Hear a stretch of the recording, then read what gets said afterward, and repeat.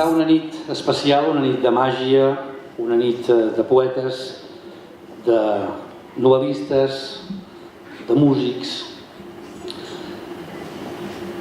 Som aquí en aquesta sala emblemàtica i volem donar també les gràcies a la família Cerdà, que sempre que fem un acte solidari ens permet compartir-ho, per presentar aquest llibre que estava pensant, li comentava abans amb l'amic, el Gabriel.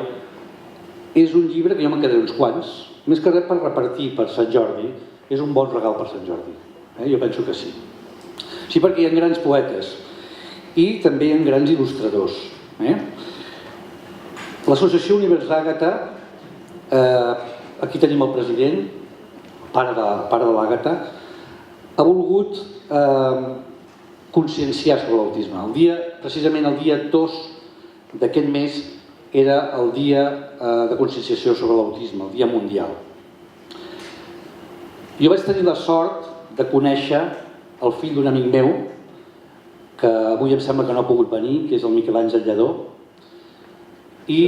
Crec que t'equivoques a sobremanera. Ostres, això sí que és una gran sorpresa, Miquel Àngel, moltes gràcies, gràcies per venir.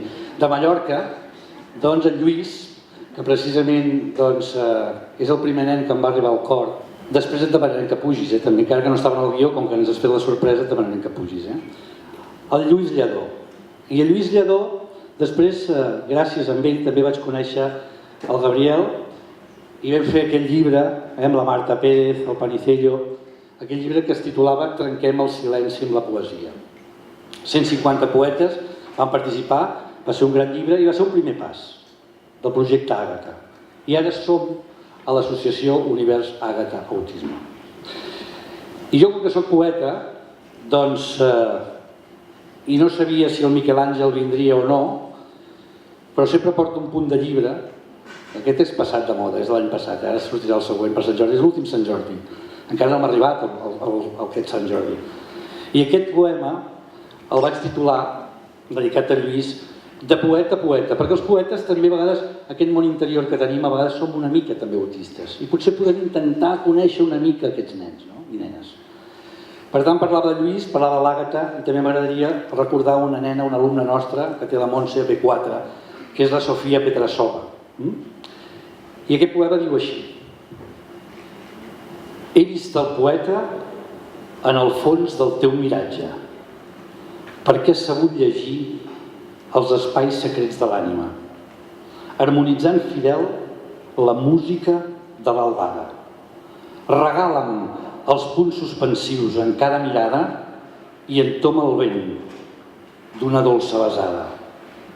Sents el tacte del teu tacte, plor ben endins de l'hivernacle, gegant d'estius i de disbauxa, somriure quiet de llavis malva, somies despert amb veus de nacre, silent desert que clous el mot amb vell paratge.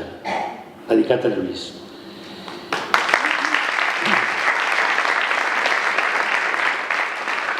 I ara que el Gabriel m'ha fet l'honor de poder obrir aquest acte, també m'ha fet l'honor de poder llegir un gran poema seu dedicat a l'Àgata, que el va titular ella i que el teniu a l'inici d'aquest llibre. Cal dir que aquest llibre, ara que estàs aquí, Miquel Àngel, és un pròleg que m'ha emocionat.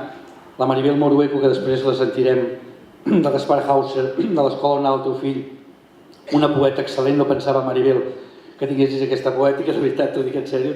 Coneixia la teva sensibilitat, però m'has deixat bocabadat. Dit això, us llegeixo el poema del Gabriel, que diu així, dedicat a l'Àgata.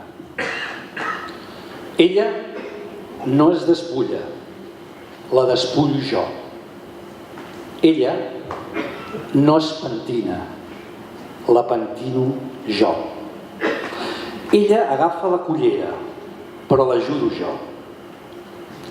Ella mai no plora, de vegades ploro jo.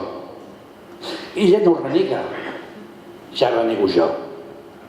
Ella somriu molt, per això també ho faig jo. Ella sé que m'estima, sempre, sempre l'estimaré jo. Ella no coneix la pena, no faré que la conegui jo. Ella no es penja medalles, les medalles se les penjo jo. I ella no sap lluitar, per ella ja lluitaré jo. Ella no sap transgredir, per ella transgrediré jo. Ella no entén de retallades, però tampoc les entenc jo. I ella no posa el crit al cel, perquè sempre el poso jo. I ella no sap què és la vida, tantes vegades tampoc ho sé jo. Ella, l'Àgata, té autisme i ella no sap el que vol dir. Gabriel María Pérez, un fort aplaudiment per ella.